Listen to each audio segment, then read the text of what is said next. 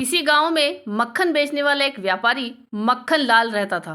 वह स्वभाव से बहुत कंजूस था, लेकिन जो भी काम करता था बड़ी मेहनत और ईमानदारी से करता था। उसके मक्खन को लेने के लिए लोग दूर दूर से आते थे। एक दिन उसकी दुकान पर उसका जीजा और बहन आए। वे सीधा वृंदावन से आए थे।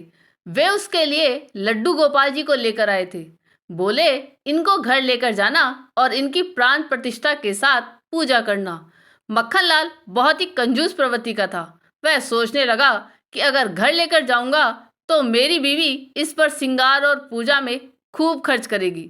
इसलिए उसने कहा कि मैं इसको दुकान पर ही रखूंगा। उसकी बहन ने कहा, तू सुबह जब दुकान पर आएगा तो लड्डू गोपाल को दुकान से ही थोड़ा सा मक्खन निकाल कर भोग लगा दिया कर। यह सुनकर मक्खनलाल थोड़ा सा हैरान हो गया कि अब इसके लिए भी मुझे मक्खन निकालना पड़ेगा, लेकिन फिर भी उसने अपनी बहन को हाँ कर दी। अगले दिन जब वह दुकान पर आया तो उसको याद आया कि मक्खन का भोग लगाना है, लेकिन वह कहता कि कोई बात नहीं, अभी कल ही तो इसको लाए हैं, मैं अभी 2 दिन बाद लगाऊंगा। उसने कहा, गोपाला, अभी तो तू खाकर आया होगा, मैं 2 दिन बाद तुझे भोग लगा दूंगा। ऐसा कहते कहते उसको 2 हफ्ते बीत गए, लेकिन वह कंजूस मक्खनलाल रोज ही आनाकानी करने लगा। एक दिन जब मक्खनलाल सुबह दुकान पर आया तो उसने देखा आधा मक्खन ही गायब है। वह सोचने लगा, ऐसा कैसे हो गया, माखन कम कैसे हो गया। जितनी बिक्री रोज मक्खन की होती थी, दाम तो उसको उतने ही मिल गए, लेकिन फिर भी उसके मन में उथल पुथल मची रही। आधा मक्खन कहाँ चला गया। अब तो रोज का यही नियम हो गया, आधा मक्खन रोज गायब हो जाता। मक्खनलाल को बहुत चिंता हुई। वह सोचने लगा कि आज रात को मैं दुकान पर ही रुकूंगा और देखूंगा कि मक्खन कौन लेकर जाता है। उस दिन वह दुकान पर ही रुक गया और आधी रात को देखता है कि एक बालक मक्खन के मटके के पास बैठकर दोनों हाथों से मक्खन खा रहा है। मक्खनलाल हैरान हो गया कि यह बालक कहाँ से आया, कौन इसको लेकर आया, इसके माँ बाप कहाँ हैं और यह दोनों हाथों से मक्खन खा रहा है जैसे इसी की दुकान हो। उसको बहुत गुस्सा आया। वह जाकर उस बालक को पकड़ता है और कहता है, अब नहीं छोड़ूंगा, पकड़ लिया, अब नहीं छोड़ूंगा। तो वह बालक दोनों हाथों से तब भी मक्खन खाता रहता है। उस बालक ने कहा कि हाँ हाँ, छोड़ियो मत मक्खनलाल। सोचता है कि इतना हठी बालक, यह तो डर भी नहीं रहा, जरूर इसके साथ कोई आया है, मैं उसको देख कर आता हूँ। ऐसा कहकर उधर देखने गया और जब वापस आया तो वह बालक गायब हो चुका था।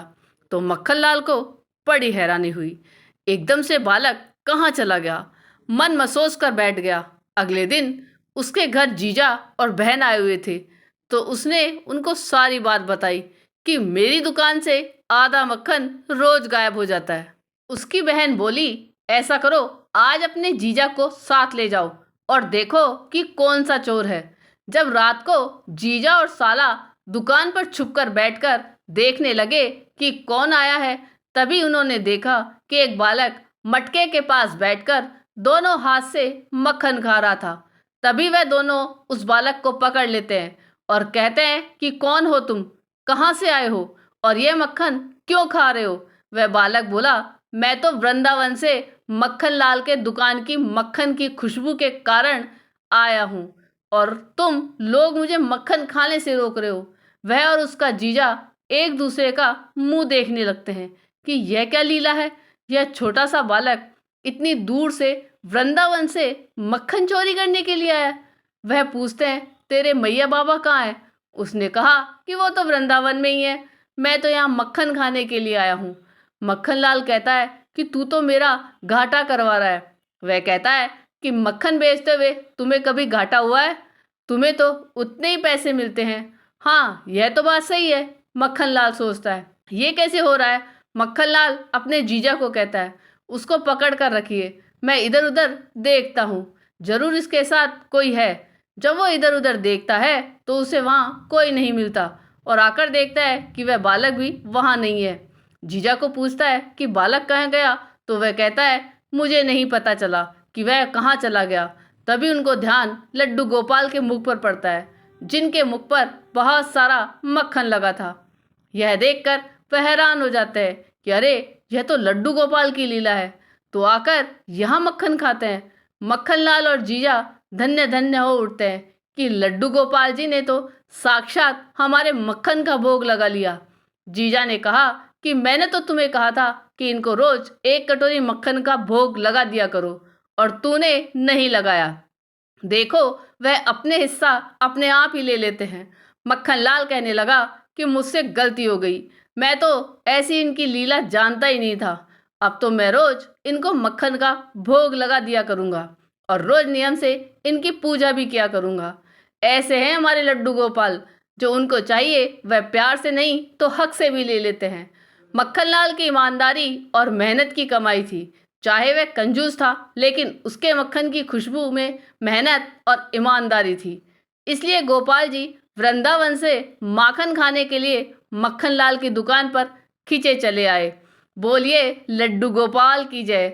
आपको ये कहानी कैसी लगी, यह कमेंट करके ज़रूर बताइएगा। चैनल पे नए हो तो सब्सक्राइब जरूर कीजिएगा और वीडियो को लाइक और शेयर कीजिएगा। जय जय श्री राधे।